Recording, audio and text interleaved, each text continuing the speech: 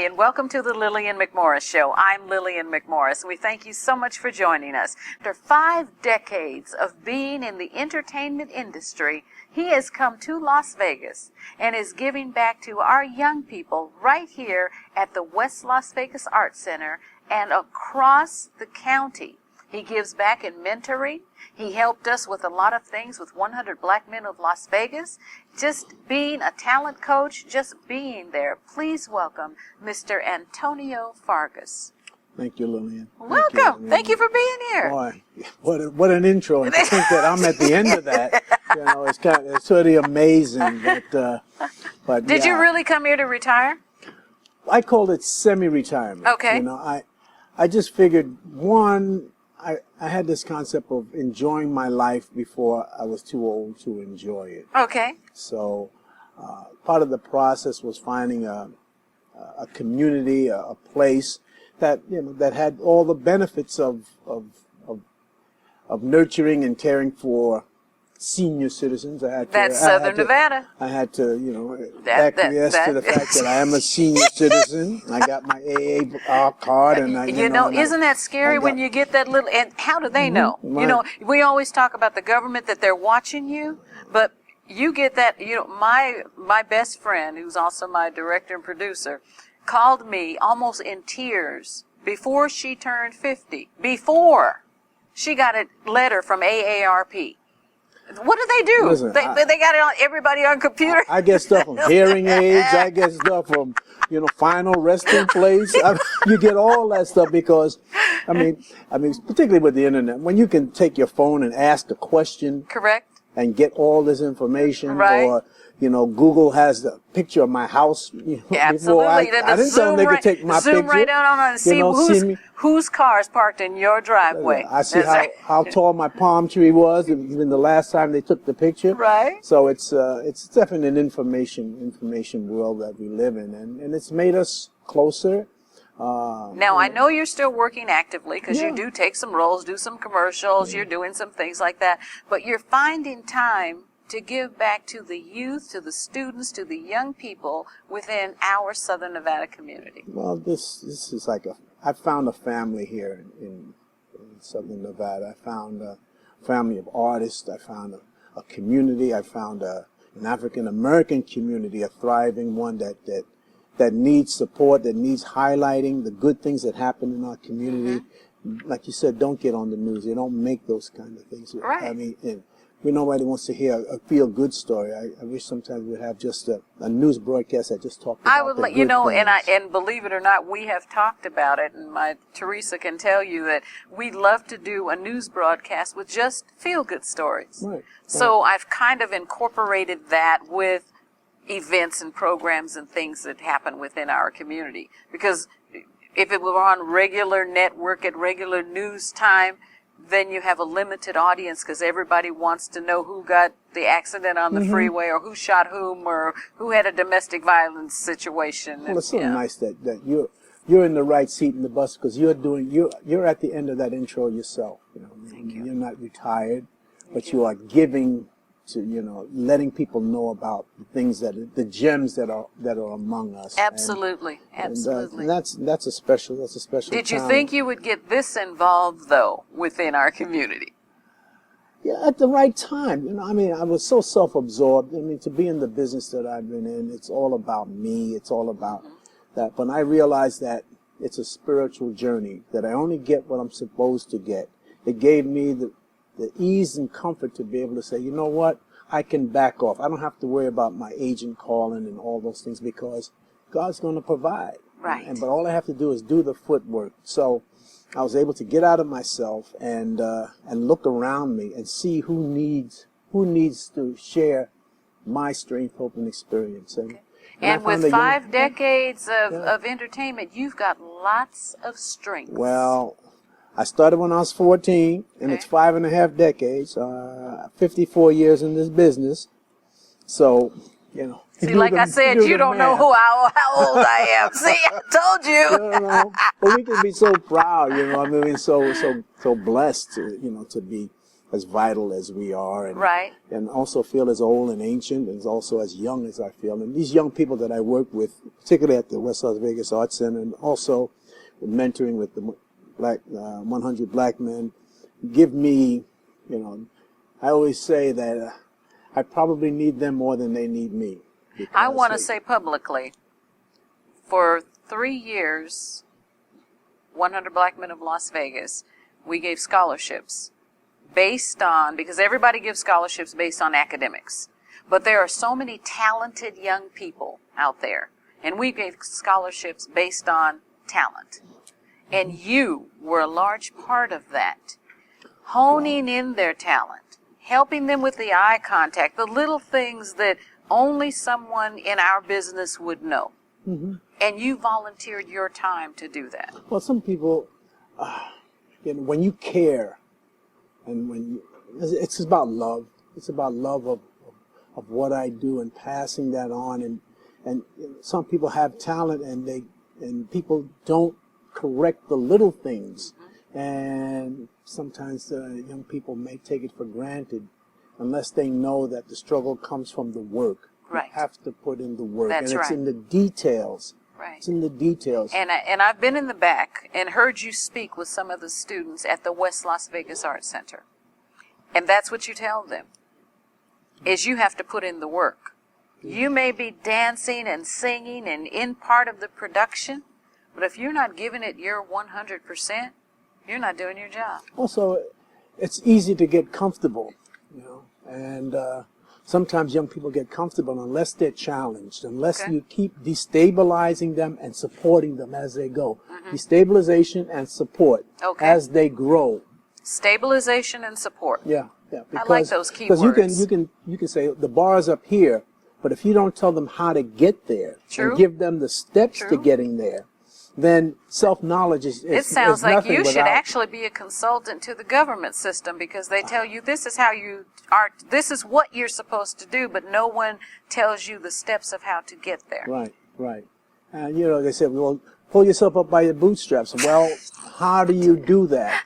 One of the things that I always talk when I see our young people, as I say, if young people in our community, I would say that if I would drive by Home Depot and see our disenfranchised young men out there saying, you know what, I'll dig a ditch, I'll compete with the Hispanic people, the men who are out there who have the humility to be able to go and say, I'll do this, rather than waiting for the government to give you something, waiting for them to say, here, Well, that's kind of without telling that's you. a mindset, and that's what you're helping our young It's people about the work. realize. It's You have to about the put the work. work into Yes, it. yes. You can't sit and wait for someone to call you. You need to go there. Or think because your ancestors suffered that, or you automatically have an entree, to the giving world, and world isn't Not very true. forgiving. No, That's why. it's not giving, nor is it forgiving. Right. We have to work to get to be forgiven Right. and to be given. Mm-hmm. You are being given. See, don't you love my segue? You like that? You like that, huh? You're marvelous. You're being given an honor. You're being honored. Well, part of the. I know. I'll do it. I'll do it. He said, I feel uncomfortable talking about me. So we might go just slightly long on this because I'm going to talk about this. City Council, the City of Las Vegas, mayor, and the City Council is honoring Mr. Antonio Fargas for what he has given back to the youth in our community, specifically at the West Las Vegas Arts Center. And that is going to happen in the council chambers. And Councilman Barlow is the one who actually pressed that forward. Yes.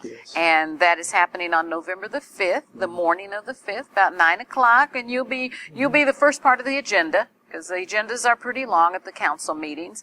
But this is for your work with the youth in our community. It's humbling that part of my experience in being here in Las Vegas and is that people want to honor me. for something that, that was given to me freely.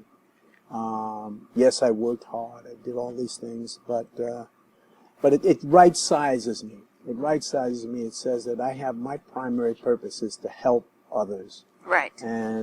And that's where to you be are, and honored that's for what it you're is doing not right now. is not that's certainly not the goal. Or And I say the the same thing. I get calls out, Lillian, we'd like to honor you. We'd like to give you a certificate. We'd like for you to just come and just enjoy and relax. And I don't do this for that. I do it because it's the right thing to do. Yes. And that's what I believe in doing, is helping the youth, helping our community. And you have come within our community and given of yourself to our young people. Well, and what I've learned today also is to say thank you. Very simple. Sometimes it's hard for me to, it's always been hard for me to accept the compliment. I think I was always uncomfortable with that. But I think part of my growth is to deal with the humility and the fact that that I owe it to those who have taken the time to recognize me, to say thank you. If I might say, thank you. Thank you for what you do to help the youth in our community. And we appreciate your efforts, your talents, and I think more valuable is your time. Thank you, Antonio. My pleasure. We're speaking with I get a little full sometimes because I understand how important it is to give back to our community. And I understand the importance of being a role model. And I understand the importance of being talented and knowing exactly who you are, what you're doing, but being willing to share it. It's just to be in the right, I call it being in the right seat in the bus of life. I found my seat. And that's commendable. We're speaking with Mr. Antonio Fargas. He's an entertainer. 5.5 decades of entertaining, giving back to our community right here in Southern Nevada. We appreciate you. We thank you. And I commend you. I will be there in the City Council chambers if you can make it, if you see this show. Matter of fact, the show airs on the 3rd, the first show. So got a couple of days to arrange your schedule. 9 o'clock, City Council right downtown at City Hall. And our very own Antonio Fargas is being honored for what he has done in giving back to the students at the West Las Vegas Library. Again, I say thank you, and you are commended. Thank you. Please stay tuned. We'll be right back. The Lillian McMorrs Show is produced by Tego & Associates Productions. Multi-camera shoots either in our studio or on location. That's Tego & Associates Productions. Give us a call at 702-509-7728. And welcome back. Being fit at any age is so important. And there are various ways that you can do it. Now, some of us have a knee that maybe you can't put any pressure on. Some of us maybe have a shoulder. You had that surgery that you just don't have full rotation of it. But you can still exercise. You can still be healthy. You can still learn how to eat properly and move around and do all of those things. Sometimes you might need a personal trainer. And I met a young man in the community, and he was talking about some exercise things that he did for seniors within our community. And I think that's so important that those of us who have gotten that AARP card, and we realize that we still need to keep in shape. But he's got programs, and we're going to talk a little bit about them. I want you to please welcome. This is Otis Tyme Tanner. Welcome. Thank you very much. Thank you so much for joining us. I appreciate you being here. Not only being a fitness trainer for those people that can get out there and run and lift and do all of those exercises, but being a personal trainer for those that you kind of have to cater to and fit it to what's going on with them. Yes. Right.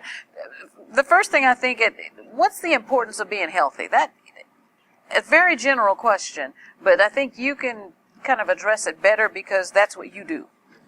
Well, the importance of being healthy, goes without saying, technically, because as we start to get older, a lot of people's metabolism start to slow down, and they wonder why they're gaining weight, because their activity has also decreased as well. Okay. And so with those two playing hand in hand, people start to get out of shape. Lackadaisical, putting on extra weight.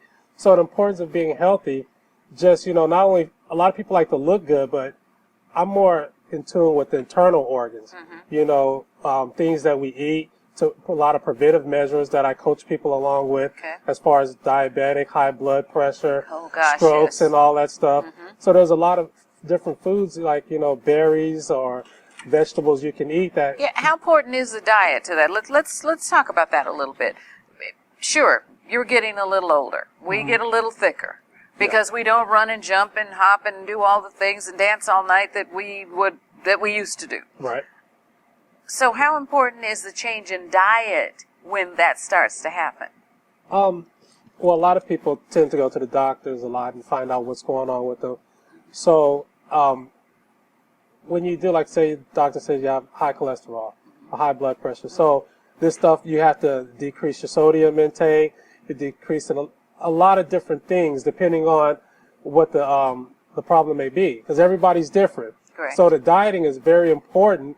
So as far as preventing, a lot of people try to do things so they don't have to be put in that situation where they are diagnosed with certain different elements. Correct. That will say, hey, you have to take pills for this, take pills for that. And so, you know, the dieting is very important when you're trying to lose weight or when you're just trying to stay healthy. Okay. And a lot of people, let's say, take it for granted until it comes time where they're overweight or they have the problem where the doctor say, hey, you're a type 2 diabetic right. now. What so do now I it's do? like, oh, Yeah. And it's hard to change your eating habits or whatever, like, overnight. That Correct. is something yes. that you have to kind of, how do you get people kind of to just smooth into that? That's very hard. It's an individual thing that you have to set your mind to it and have to say, hey, I want to make a change. Just as well as coming into the gym. Yeah, that's a step. It's important, you know, to get up and have to go to the gym, because a lot of people fall out with that. You know, they'll do it for so long and stop. And then, Same thing with their eating, their dieting. They'll do it, but the people that really know that they have to do this to continuously add years to their life, you know, they stick with it because it's too easy to not do. You might do it for like a week or two. Like, I think our earlier guest says you have to put work into it, and that applies here as well. Correct. We have to put work into it. Now, you do a special program for senior citizens. Yes, ma'am. And I want to highlight that. I think that is, number one, is fantastic. Yes, you're a personal trainer and fitness and all of that, but when you're taking your time and give back to our community and go into the senior centers to help them, if nothing else, move your arm up and down. I mean, you're just like giving hope. Correct. Well, you know, I've started off with training a lot of athletes, guys in the NFL, guys that are in college, trying to prepare for the NFL, or even some high school athletes as well, going to the college level. And then, I started just training people who are overweight and things of that nature. But I never took time to actually think about the seniors. And so, you know, I happened to be over at Doolittle Senior Center one day, and then I happened to walk through there, and I was like, and I just noticed that there was a lot of seniors in there working out, but they were working out the wrong way. And I was like, wow. And then so, you know, they thought they were doing things the right way, you know, and I was like, you know, I started showing them the right way of doing things and this and that. So I just made it part of my regimen whenever I finished at whatever gym I was at to head over to the senior center, whether it was at the Pearson Center or Doolittle, and work with the seniors and start teaching them the right way of exercising and this and that. So then as a few months went by, I then talked to some people on my team and said, hey, you know what? These senior centers do not have the proper weights in there. We need to get the proper stuff in there that they would have at the physical therapy places. Some of them need resistant bands because everyone has different issues. As you said, beginning with your shoulder and your knee. Yeah. So I find myself then having people come to me with bone-on-bone knee problems and shoulder issues. So I would have to sit there and relax, do a muscle relaxation therapy on it where I'll massage the muscle first to get the blood circulating properly in that area. And then once the blood is circulating, then it's more easy to do the therapy or for them to exercise and to where to make a difference. And so what difference have you seen I mean, our seniors, as we know, can be very intolerable, as one could say, or a little less patient than normal. So I've deal with that. I've seen a big difference, actually. And I think working with them had had a different feeling for me. I was more pleased working with them than I was with my athletes.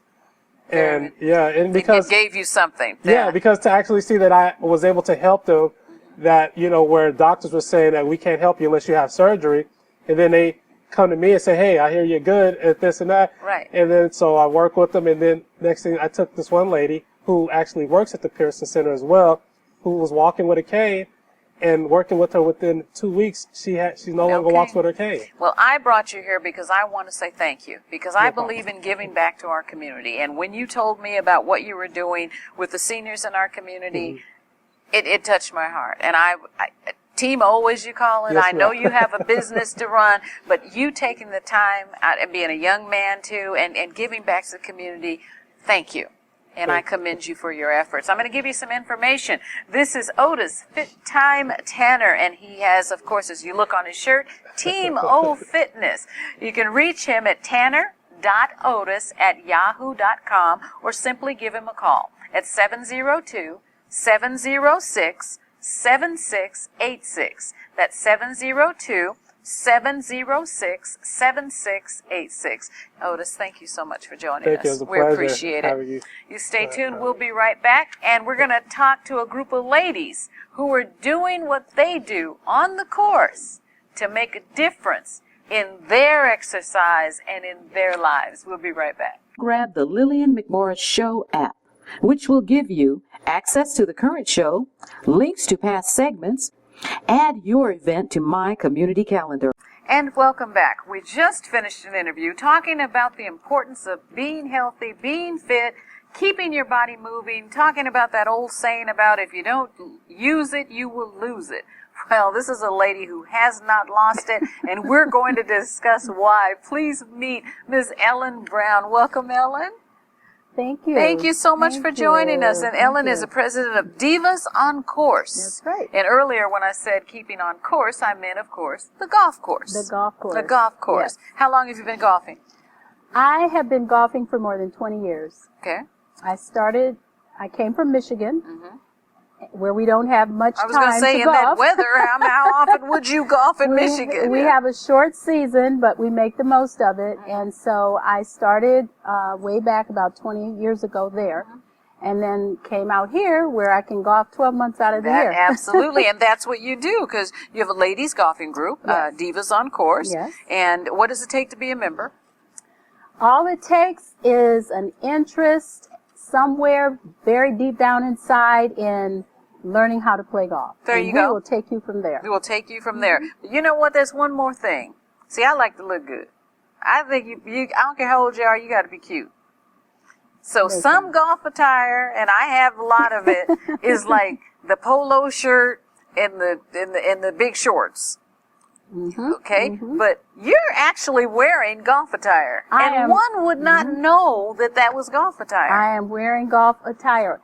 The jacket and the shirt both came from a golf shop. This pendant that I have is a ball marker, so this comes off so that we can mark our ball. I have on the earrings green. that do that. I have earrings. Yes, I have earrings that do that. Yes. And shoes now do not have to be the typical type of golf shoes. There are sandals and loafers and cute shoes that look like street shoes. So Right. So, of course, Divas on Course, right? we are Divas, and our motto is we not only play good, but we look good. There you go. That's right. Maybe I'm supposed to say play well. Play well. We not only play well, but we look good. Yes. How important is it to the health of individuals, and certain individuals in your club have even yourself, have health issues, but keeping active? Yes, keeping active. I met a woman a couple of years ago here in Las Vegas who has a combination of things, MS and lupus and, just a lot of health issues. And in talking with her, one of the things that she said is extremely important, and she said, every day I need to move. Right. I need to move. I need to do something. And she said, and I just tell everybody, you have your health, every day just do something. Do something. That's right. And so golf is a game that you can play until you just can't get out of the cart. Right, right. Because it's something that allows you to play at the level that works for you. Works for you, as long as you're with the team that accepts that level that works for you. Absolutely. I have a friend in California who is a double amputee and plays. And one of the other things we want to mention is working. Everybody has a job doing something, even if you're retired or semi-retired. But working is no excuse for your team. And I think it's a good idea because a lot of times you're sitting at a desk. So you actually play every Tuesday at 5:30. Absolutely. We started, before we even had a club, the friends, Marla Nelson, Doris Woods, several of us would just get together and play golf. And we all worked. So we played at 5:30 at a central location, which kind of moved around the valley, but we settled on Las Vegas Golf Club over on Decatur in Washington.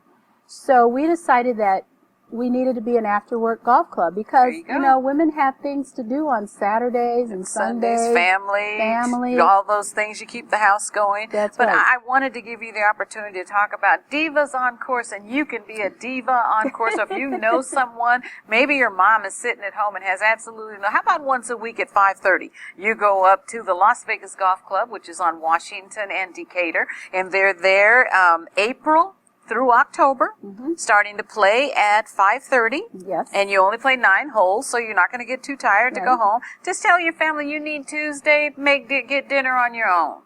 Get whatever on your own, because at 5:30, Mama's going to be on that course. And then October through April, they play at Angel Park because it's lit, the time change. Exactly. Okay. And then at the end of each month, the last Saturday, you play a full 18 holes. We do. And that's designated. You let your members know as to what course and everything. Yes. Okay. And not only do we let our members know, but we let anybody who is on our mailing list know. Well, I'm going to give our mailing list is huge. I'm going to give the email address, which is info@divasoncourse.com. That's info@divasoncourse.com.